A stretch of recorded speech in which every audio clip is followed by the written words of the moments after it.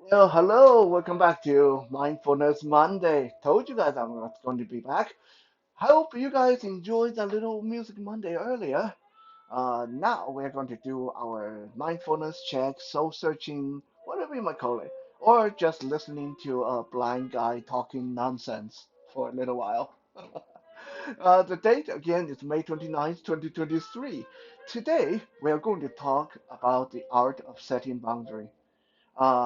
We have covered the idea of having a firm boundary several times in the past. It's unavoidable that you need to have firm boundary in relationship, friendship, communication, for things to be able to work in your favor. However, a lot of time we, me included in this have good boundary. We have solid boundary. We know what we want. We know what we don't like. But we neglect one of the very important steps of setting boundary, which is you got to let people know that the boundary is there. Because if you don't let people know, the only people that will sort of guess where your boundary is are the people that are very perceptive, very considerate, very uh, empathic, the people that have great empathy, that are people who are very bright, smart, careful, with all those qualities. Otherwise, even the best meaning people, people with good intentions, are going to violate your boundary and you're going to find yourself in some really awkward situation. Let me give you guys a really short, quick example of this. I have a good friend, one of my best friend, in fact, he used to have this really bad habit of cleaning me out every time he would come into my place. What I mean by that is he would come to my house, and then as soon as he get in the door, he would say, "Okay, let's see what goodies you have in your fridge." And then he's walking over to the fridge, opening the fridge, and then anything I had in there that didn't require cooking, that looked delicious, gone. Just every time he left my place, I felt like I got invaded by the Mongols. Now, this was awkward because I this made me very unhappy, but I felt that maybe it would be wrong for me to say something because, you know, make you feel like a bad host if you make an issue just because someone ate your blueberry muffins, right?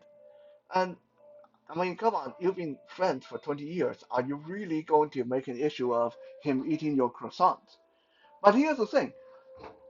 Back then, especially prior to 2018, getting any kind of grocery delivery was very difficult. So for me to get grocery, uh, it's me having to go to the store with my backpack, take about an hour and a half to take the bus to go to the store, and then uh, come home carrying 70, 60 pounds of grocery on my back, take another hour and a half to get home, right? So let's say I go to the store for my monthly grocery shop, and I thought, wow, these croissants are pretty nice. I feel like some croissants. And so I come home with my grocery and some croissants. And the next day, my friend arrived like the Mongol horde, and as soon as he got in the door, bye bye croissants. I never even got to try these.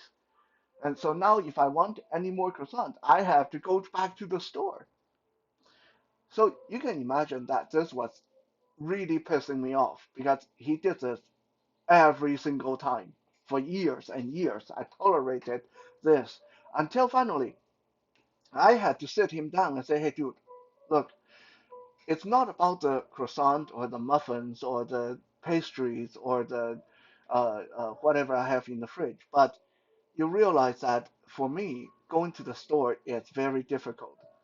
You drive a car. You can go to the store to get croissants or muffins or cake anytime you like. For me, it's like a 3 hour, 4 hour production. So can you please just take it easy on whatever I have in my fridge? I'm not saying not eat my food. I'm not saying I don't want to feed you, but don't clean me out every time like it's your God-given duty. Okay? it's very annoying when you do that. And because we've been friends for so long, he was fine with that. So he said, "Well, okay, fine. I didn't realize that it's that big of an issue, but hey, I'll make sure that I don't clean you out every time." And so he did. Ever since that, he's been a lot more uh, uh, under control with his appetite, and we no longer had that same issue. So that made me feel that maybe I should have said this at the very beginning, that I wouldn't have to suffer this aggravation for years and years before finally saying something, right? So setting boundaries, setting a firm boundary, uh, require you to be comfortable at advanced warning. Okay, before you get into a situation, give advanced warning. What you can do, what you cannot do, don't do this, otherwise this will happen. Right? And this includes in uh, things like asking for a receipt, asking for confirmation, asking for written confirmation. Okay, this is just so big. I will give you guys a big real example of why it is so important to ask for written contract, written confirmation, even when you are a good friend. Okay, um, my own people, aka the Chinese culture, we are so bad at this because, like I mentioned before, in art of communication, in my culture, things are not supposed to be said out loud. A lot of times, if you say too much, if you are too direct, it's a sign of stupidity. It's a sign of rudeness. People don't respect you. People don't want to deal with you if you do that. However, this lead to a big problem in that a lot of things get assumed, and a lot of times things get totally out of whack. Like people get in some really bad situation because things were not laid out clearly. Here is a real life example from my father. Back in 1989, my father, who still had a lot of money at that time, uh, he was talking to one of his best friend who owned a high-rise building. Right? Okay, this is the kind of people that my father associated with back then in 1989. People who own hotels, people who owned buildings. Right?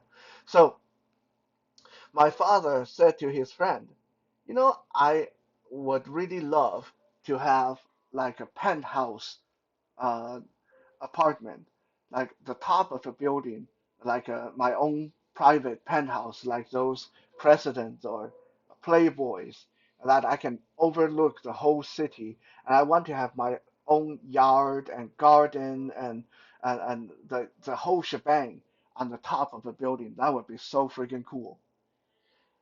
And my dad's friend said to my dad, well, you know that building that I own that's close to this location? If you want, you are welcome to have the roof of the building. You're welcome to have the top. As long as you want to put in the money to do the construction, go ahead, build your penthouse. It's yours. The roof is yours. And that was it. Okay, my dad realized his dream. He brought in construction workers, builders, and designers, and built himself a great penthouse on top of his friend's building. He had a yard bigger than a basketball court, uh, built onto the top of the building. Uh, some of you that watched my adventure in Taiwan journal that I took, you can see some of that. It's still there, right? Um, and ever since 1990, 1991, my family been living there on the top of that building in our private penthouse. Okay, a lot of time when I tell people that we lived at the top of the building, people think that we were like homeless people having a tent at the top of the building. No, my dad literally extended that building. Like the building originally only had 12 floors, now has 14 floors. because my dad added 2 floors on top of the building, and those 2 floors were ours. They were like designed. It was designed like a penthouse and with a huge yard and separate building or a separate unit for the kitchen and multiple bedrooms and multiple tiers and layers and all that stuff.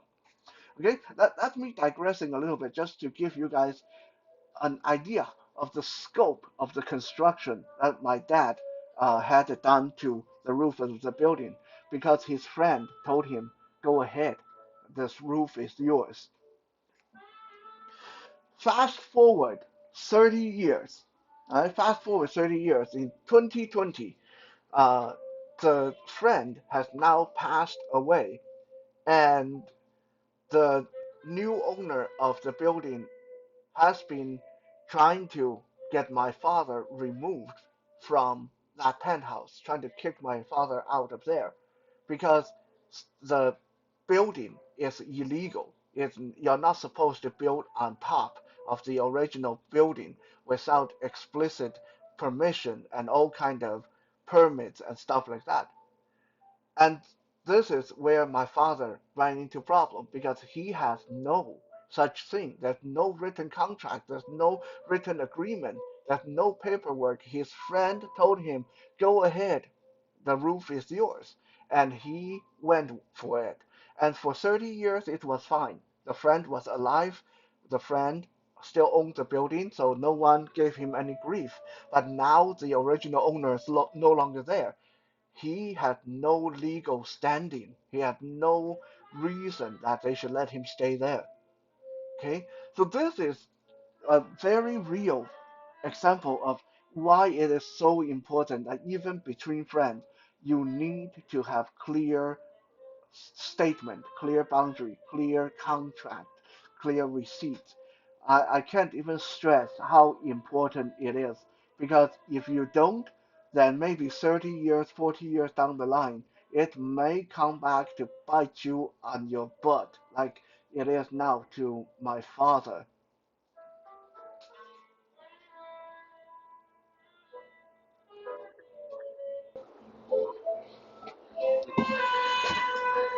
Now, I understand that being firm and stating your intention and always looking for written receipt and statement and contract and establishing boundary can be very uncomfortable, right? I know that because I feel that way too. A lot of time I let people step over my boundary because I'm uncomfortable with saying something. So, one of the biggest things that we feel uh, that we are uncomfortable with stating our boundary is we think, oh, this might offend the person. This might be might make the person feel bad, might damage the friendship. Now, I want to be honest with you guys. Sometimes it will, right? Sometimes it will, especially if you deliver your boundary. If you do this the wrong way, if you go about it the wrong way, because there is a right way and the wrong way of doing it, and this is why it can be an art to set your boundary, and that's why we're talking about this today. But even when you do it right, there are times when the person will get pissy and just refuse to deal with you. But you know what? I'm going to say this, right? If you do everything right, if you follow the steps that I'm going to lay out for you today, when you deliver your boundary, when you ask for a contract, if you follow these considerations, and the person still get offended, then either this person already had the intention of cheating you in the first place and just getting offended because they don't have the loophole, or this person is not very assertive and is not a very good friend to begin with, right? Because any real friend, anyone who really cares for you, want you to be protected, want you to feel safe. Now, if they are getting offended because you are doing something that will make you feel safe, make you feel protected, then they probably shouldn't be your friend to begin with. Right? So consider those points. Now let us talk about the three most important elements in a good forewarning, in a good statement when establishing your boundary.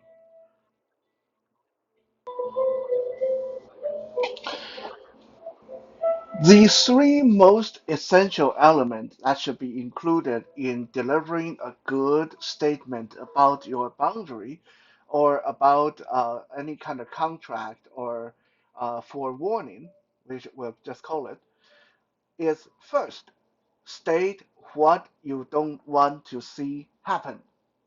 Uh, AKA George, when you come into my house, please take off your shoes.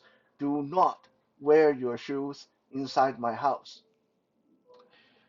Number two, state what's going to happen if they violate your first statement, aka if this is not okay with you, if you insist on wearing shoes inside, then I think from now on we'll just meet elsewhere. And number three, explain why. Explain why this matters to you. AKA, look, I'm not doing this to be a pain in your butt. I'm not doing this so I can have you take off your shoes uh, and just it's not about a power trip. I'm doing this because me as a blind person, I don't know if your shoes are clean or not. I don't know what you might have stepped in. I might have just mopped the floor earlier. I don't want to have to keep mopping the floor because I think that your shoes are dirty, right? So please understand, I do not want you to wear shoes inside my house. Close the statement, okay? That just end it there, and if need be, bring it up a couple more times as a reminder to them. But if they keep recurring, right? If you have brought this up 3 or 4 or 5 times and it keeps happening, then obviously they are discarding your statement. It's not working, right? Then you need to do something about it. Okay? But don't fly off the handle the first time someone violates your statement, right? You don't want to walk around like a dynamite. Like, here's my boundary, here's my boundary, and then the moment someone touches your boundary, "Rah!" You go nuts, right? You don't want to do that, right? You got to have a little bit of a forgiveness as well. Your boundary should be firm but not explosive. It's not supposed to be a minefield. Um, but yes, the very essential three elements: what you don't want to see happen, what will be the consequences, and why is this rule there? I want to take a step back here and take a look at um, stating why are we stating something a little bit negative? Uh, why can't we just say, hey, I would really appreciate it if you take off your shoes. Why don't we just leave it at that? Right? This because this is something very important. This is actually uh, uh, uh, business psychology that might benefit everybody to learn how this works. Right? In business, in leadership, in military, when you are trying to lead a group to do a project, you should never use benefit or positivity as a motivation. Okay? If you really want things done, if you really want people to pay attention, if you really want the group to go where you want it to go, and hold together, then you need to show them the stick before you show them the carrot. And the carrot, aka positivity, reward, benefit. Okay, you don't want to use that as a motivation. The main motivation should always be the stick, the negativity. What's going to happen if you don't listen to me? What's going to happen if you violate my wishes? what going to be the consequences, the negative consequences. These are the things that going to mean more in the long run. Why is that? Because as human beings, when we keep thinking about the benefit and the reward, we will relax, okay? And sometimes, let's say you tell me, hey Johnny, it makes me very happy when you do this. Well, that might mean something to me for a couple of days. But after a week, if I wake up cranky, if I wake up feeling a little bit lacking in motivation, I may say to myself, well, hell, today I don't care about making you happy. I don't care if you smile at me. I'm not here to make you happy. Then what are you going to do then? That you just lost your the what you used to motivate me, right? Now, let's turn this around. If you say, Johnny, every time you piss me off, I am going to come in and hurt you really bad. Okay? Suddenly, no matter how I feel at any given day, this is going to be at the forefront of my mind. I don't piss that person off. That person is going to come hurt me very bad. Okay, I'm going to give you a real life example, and yeah, I know I love giving examples. I'm going to give you a real life example. When I was a teenager, my younger brother picked up a really bad potty mouth. Like he really got into swearing, uh, and no matter what you said to him, you just couldn't get him out of that habit. Uh, and my father got him corrected within 1 week by saying, okay, you want to swear, that's fine. But tell you what, I don't like to hear you swear. So anytime you swear in front of me, anytime a swear word come out of your mouth, I'm not even going to give you any warning. I'm just going to slap you across the face. Anytime I hear you, one swear word, one slap. Simple, okay? Remember that rule. If I don't hear you, swear as much as you want. But in front of me, you better keep that in check. And that got my younger brother out of that habit within, like I said, 1 week. Now, if my father was to change his tactic and say, hey, if you go a week without swearing, I'll give you $20. That might work, but at the same time, it might not. Because my younger brother may go a couple of days, and then by the third day or fourth day, he might say, $20. What's $20? I don't care for $20. I'm going to swear, and the whole tactic would fail. But the slap across the face was a serious enough consequence, a negative consequence that he very, very much didn't want happen.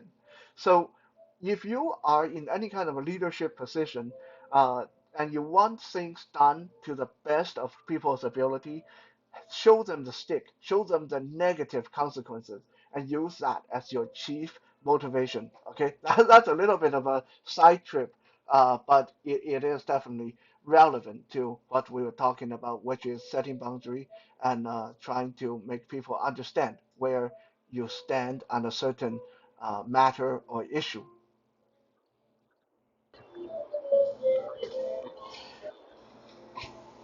Now I'm going to show you three things you want to take into consideration before making a forewarning, before you make a boundary statement, an assertive boundary statement.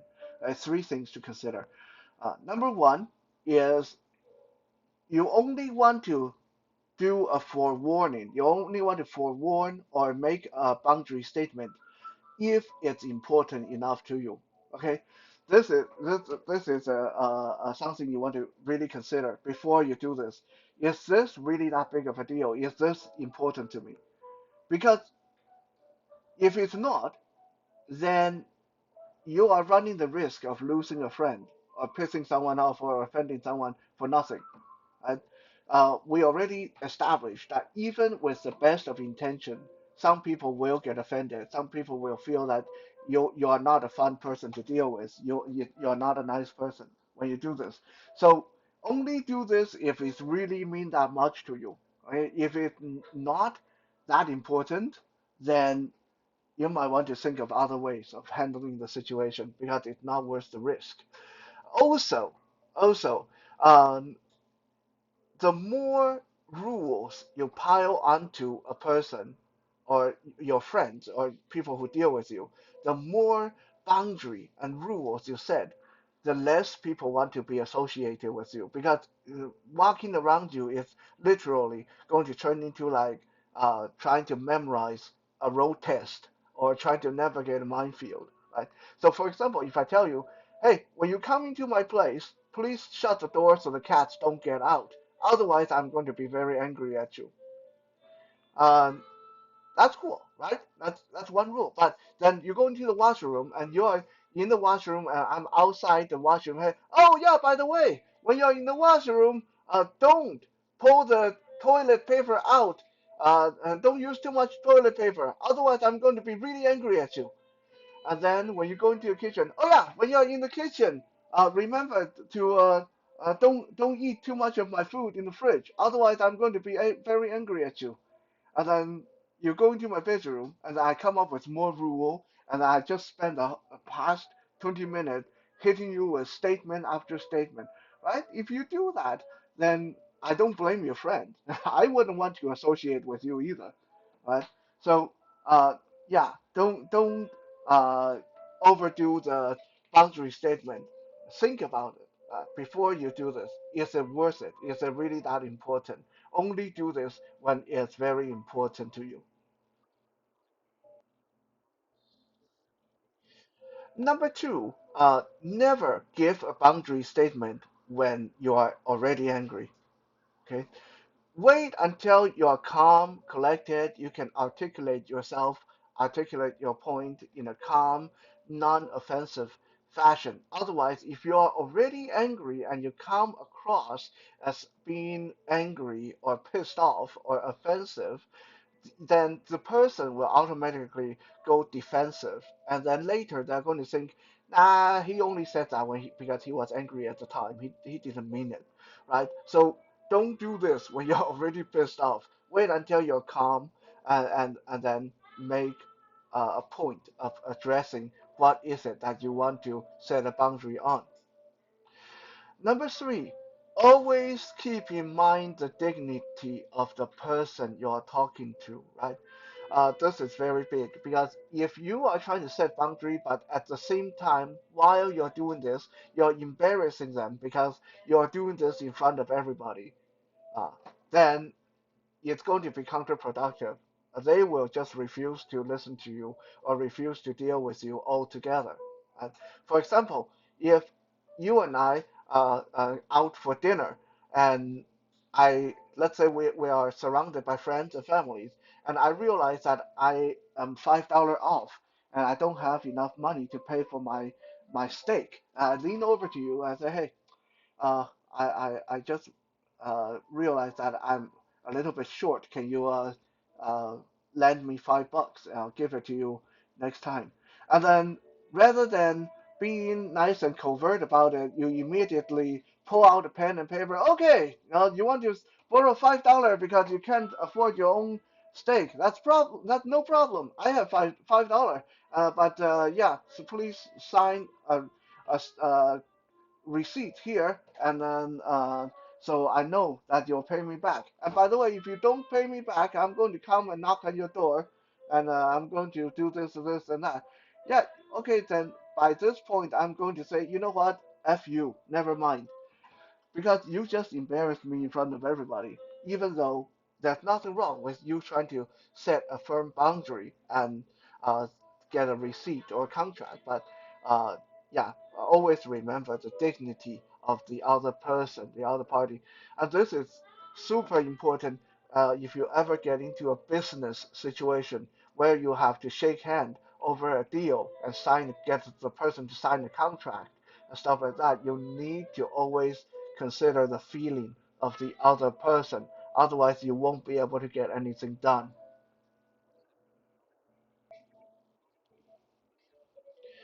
Last but not least, the tone you should use to deliver your boundary statement. This one is there's no set rule. Okay, this one you need to be smart about it and know your target. Right? If your target is a intelligent person and the kind of person that is empathetic and the kind of person that is good to deal with uh, and easy to deal with, then you don't always have to be all serious and business-like when you deliver your boundary statement. It is okay to be a little bit lighthearted about this, because this will make it easier for the person to take when you are half joking, but this is going off of the uh, assumption that the person is smart enough to understand that you are not completely joking. You are somewhat serious, right? For example, um, if someone come to my house and forgot to shut the door, but if I know this person didn't mean it and this person is receptive, open to suggestion, uh, good person, then I'm not going to say, hey, shut the freaking door. If you don't shut the door, then the cat get out. I'm going to be so freaking mad at you. I'm not going to go about it this way. I'm going to say, hey, can you shut the door? The cat might get out, and if the cat get out, by the way, you owe me a new cat. And I might be half joking and even smiling when I say that, but the person will understand, right? Because the person, if they are attentive and smart, they will immediately make the connection. Oh yeah, yeah, Johnny is blind. If his cat get out, he won't be able to find them. Yeah, yeah, yeah. I should be more careful, right? So you put their attention on what is important to you without being too harsh about it. Now, I mentioned that this is very fluid because if the person you're dealing with is a kind of like crashed and careless and inconsiderate person that won't get the point if they think you are joking, then you have to be very serious. Okay, then you have to take the smile off of your face, sit them down across the table from you, and say, "Look, okay, this is how it's going to go. If you come into my house again and not closing that door, and if anything happened to my cat and they get out, then something really bad is going to happen. You won't like the consequences, right? I'm not threatening you, I'm just telling you this is not okay. Right? In cases like this, then you have to get firm and assertive, but don't shout at the person. You don't have to start cussing them out or anything, but you have to be assertive. So I know this is a lot to cover. When I started this video, I was thinking it was going to be a short one, but uh, there is so much to cover when it comes to how to set a boundary and how to deliver a boundary statement. So I hope that this helped you guys out in the long run, and I'll see you guys again tomorrow on Tactical Tuesday with Johnny Tiger. Have a good night.